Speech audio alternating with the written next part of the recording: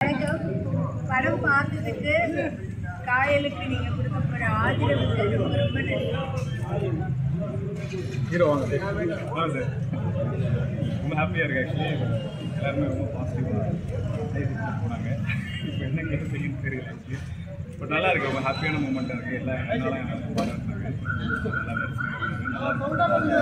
Camera work ரொம்ப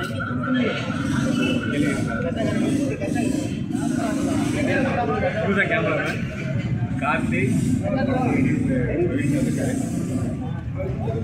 வேற என்ன பேச போறாங்களா? இல்ல இல்ல ஹீரோ சார். பெண்களுக்கு தான் வந்து அதிகமான ஜாதி வரி இருக்குன்னு சொல்ல வரீங்களா? நான் திருநெல்வேலியை சார்ந்தவர். எங்க ஊர்ல பெண்களுக்கு வந்து அதிகமா இருக்கு. நான் அதை கண்கூடா பார்த்துருக்கேன்.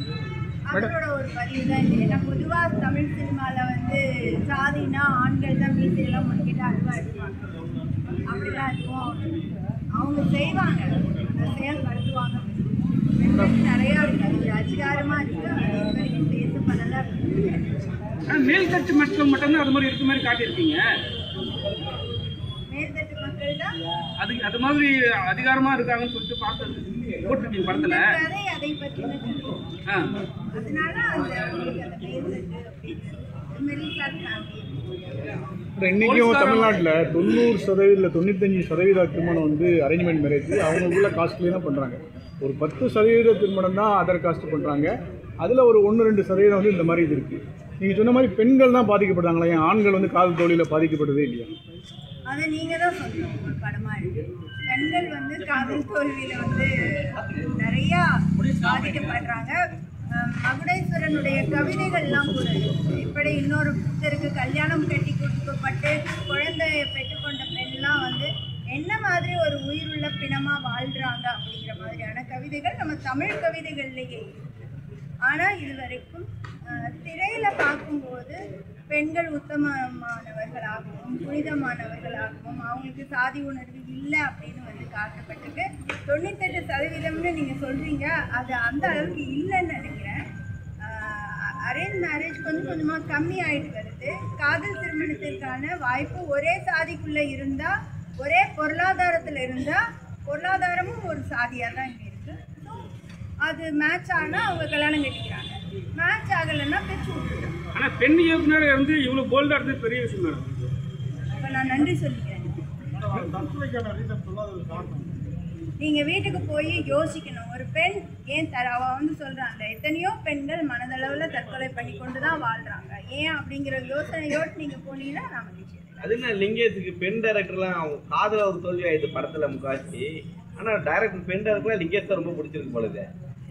இது கொஞ்சம் முழக்கமான கேள்வியா இருக்கு. இதுக்கு நான் பதில் சொல்ல விரும்பல. இதுக்கு முன்னாடி அவர் யாரோடு பணியாற்றினாரு, என்ன படம் பண்ணாருன்னு தெரியல.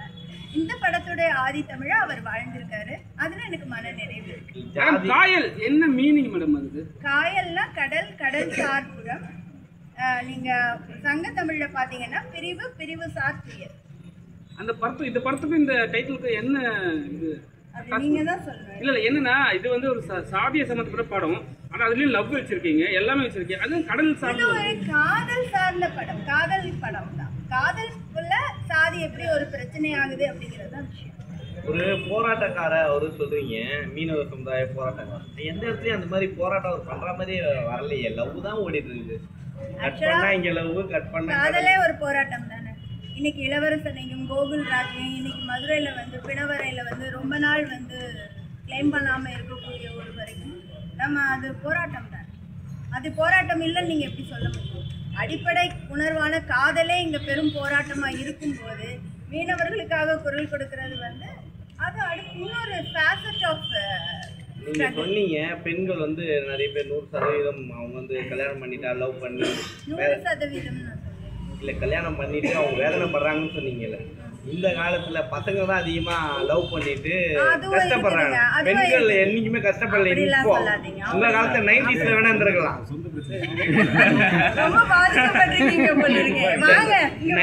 90s இருந்திருக்கலாம். ஆனா இப்போ நீங்க எடுத்து காமிங்க. சருகை இப்ப எடுத்து பாருங்க நீங்க. அது எனக்கு வந்த பிரச்சனை நம்ம அதை பற்றி பேசிக்கோங்க. அதை தனியாக பேசிக்கலாம் வச்சுங்களேன். ஜாதின்றது லவ்வை தாண்டி தான் ஜாதி வரும். அப்படிலாம் ஆனா நீங்க வந்து லவ்வே வெறும் ஜாதி தாங்க. லவ்வே இன்னைக்கு தமிழ்நாட்டுல ஜாதி தான். மேடம் இந்த படத்தை ஒரே டிராவல்லே கொண்டு போயிருக்கீங்க மேடம். இது ஒரு பயண கதை. உள்ளூர நம்ம மனிதர்கள் வந்து நிறைய பயணம் பண்றோம். அதுல என்ன இவால்வ் ஆகுது அப்படிங்கிறது, ஏன்னா இந்த இன்டர்னல் டிராவல்ங்கிறது எனக்கு பால கைலாசம் அவர்கள் சொல்லி கொடுத்த ஒரு விஷயம். அதை வெளிப்படையா ஒரு பிசிக்கல் டிராவலா மாத்துறத ஒரு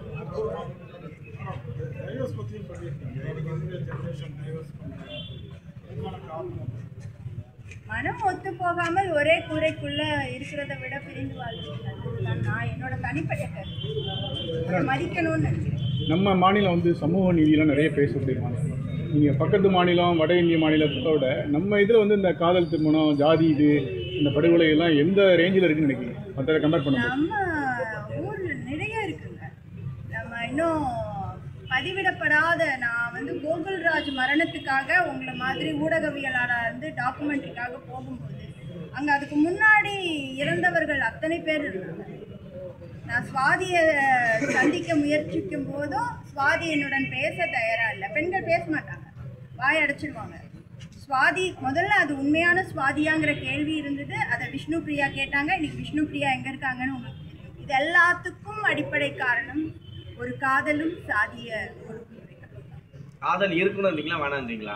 என்னங்க காதல் இல்லாம எப்படிங்க நீங்க வாழ்வீங்க? இவ்வளவு நேரம் நீங்க துயரப்பட்டு சொல்லிட்டு இருந்தீங்க. என்னோட அடுத்த படம் நீங்க அந்த வாய் அடைக்கிறாங்கன்னு சொல்றீங்க. பெண்கள் வாயை அடைக்கவே இல்லையே. காதல் இப்போ வந்து எக்ஸ்ட்ராபிக் ஆயிடுச்சு.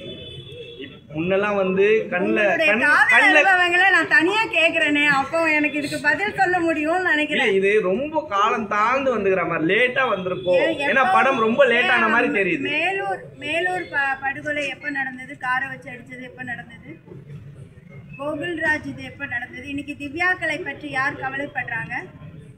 அந்த பீரியட்ல நம்ம வந்து திவ்யா என்னவானாங்க, இளவரசன் என்ன ஆனாங்க? நீங்க அந்த இதை சொல்றீங்க. இன்னைக்கு கவினே அதே படுகொலை தானே பண்ணிருக்காங்க. பெண்ணால தானே செத்துருக்காரு. எங்க ஊரு 4 கிலோமீட்டர் தள்ளி அந்த படுகொலை நடந்திருக்கு. நீங்க பொருளாதாரமாக நீங்க பெண்களை சொல்றீங்கல்ல, ஆணை சொல்லுங்க. என்னங்க ஆணை சொல்லணும்? உங்களுக்கு என்ன, நீங்க எதிர்கட்சி வக்கீலாவே இருக்கிறீங்க. நீங்க பெண் சார்ந்து சொல்றீங்கல்ல, நீங்க அப்ப கடந்து போனதை சொல்றீங்க. இப்ப கடந்து போனதெல்லாம் இல்லைங்க. இன்னைக்கும் திருநெல்வேலியில என்னோட ஊரை பற்றி என்னோட அனுபவத்திலேருந்து நான் சொல்கிறேன். பெண்களுக்கு தாங்க அதிகமான சாதிய உணர்வு. அதை செயல்படுத்த விடுறது தான் ஆண்கள் செயல்படுத்துறாங்க. இது என்னோட கருத்து. ஆனால் இப்போ வந்து ஜாதியே வேண்டாங்கிறோம். நம்ம அடுத்தடுத்த சமூகத்துக்கு போயிட்டுருக்கோம். மத்திய அரசும் சரி, மாநில அரசும் சரி, ஜாதி ரீதியான மக்கள் தொகை கணக்கெடுக்கும் போது அது வேற வகையான பாதிப்போ ஏதோ ஏற்படுத்துமா? ஜாதியே வேண்டான்னு யார் சொல்றா? ஜாதி பாகுபாடு வேண்டாம் யார் சொல்றா? யார் சொல்றா? யார் சொல்றா? சென்னை மாதிரி இடத்துல யார் ஜாதி என்ன? ஜாதிங்கிறது சென்னையில வந்து மண்ணுள்ளி பாம்பா இருக்கும். அங்க வெளிப்படையா இருக்கும். 2வது கேள்வி, நீ என்ன ஆளு, நீ என்ன தெரு, உனக்கு அவன் சொக்காரனா மாமனான்னு கேட்பாங்க நம்ம ஊர்ல. ஆனா இங்கிட்ட அப்படி கிடையாது. இங்க வந்து வெளிப்படையா வந்து கேட்கவே மாட்டாங்க. ஆனா வேறு வேறு விதமான கேள்விகளால வந்து ரொம்ப அழகா புனையப்பட்டு நம்ம கிட்ட வந்து நம்மளுடைய சாதியை அறிந்து கொள்ற அந்த உத்வேகம் இருக்குல்ல. நான் அறிந்து ஒரு பெரிய பட்டிமன்ற பேச்சாளரே வந்து சாதி சொல்லி தான் கூப்பிடுவார். அதை நம்ம இயல்பாக எடுத்துக்கிறோம். இந்த மாதிரி பட்டிமன்ற தலைவர் சொல்றீங்கல்ல, நீங்க அதையே போல்டா வெளியே சொல்ல மாட்டீங்க. நீங்களே மறைச்சு தானே பேசுறீங்க. பட்டிமன்ற பேச்சாளரும் ஒருத்தர் சொன்னீங்க, அவர் பேர் ஏன் அவர் இல்லைங்க இப்போ உலகத்துல. அப்ப பேர் சொல்லலாமே, இல்லாத பேர் சொல்லலாம். இருந்தா சொல்லுவேங்க, இல்லாதப்போ சொல்ல வேண்டாம்னு. ஹீரோ சார் வாங்க. ஹீரோ சார், காதல் காட்சிகள்லாம் கொஞ்சம் கொஞ்சமாக நடித்த மாதிரி இருந்தது. என்ன காரணம்? என்ன காரணம்? முதல் டைம் நம்ம நடிக்கிறோம் லவ் சீன் போது அது கொஞ்சம் பதட்டம் இருந்துச்சு. பட் அது சுவாகத்தாவும் காயத்ரியும் நல்ல கம்ஃபர்டான ஒரு நடிச்சுருந்தாங்க. கொஞ்சம் பட் அடுத்த படத்தில் சரி பண்ணிப்போன்னு நினைக்கிறேன். படத்துல 2 ஹீரோன்னு சொல்லியிருப்பாங்க, ஆனால் 2மே சேர உள்ள போல இருக்குங்களா? இல்லை ஆமாம், அது பண்ணிட்டு ஸ்பாட்லேயும் பண்ணிகிட்டே இருந்தாங்க, பேப்பர்லேயும் அதை பண்ணி வச்சுருந்தாங்க. படத்தில் லவ் பயமாக போயிட்டு இருக்கு. ரொம்ப கம்மியாக ஆனதுக்கப்புறம் சோகம் தான். ஆனால் ஸ்டைல் வேற மாதிரி இருக்கு. எந்த படத்தோட ஸ்டைலாக வந்திருக்குறீங்க? இது வந்து வேட்டுவம் படத்தில் நடிச்சிருக்கு. இன்னொரு 5-6 நாள் இருக்கு. ஆக்ஷன் நிறைய இருக்கு. லுக் அந்த மாதிரி இருக்கு. Thank you so much. தேங்க்யூ எல்லாருக்கும். நான் உங்களை மாதிரி ஒரு இடத்துல இருந்து வந்தவள் தான். நீங்க தான் எனக்கு பெரும் பலமா இருக்கீங்கன்னு நான்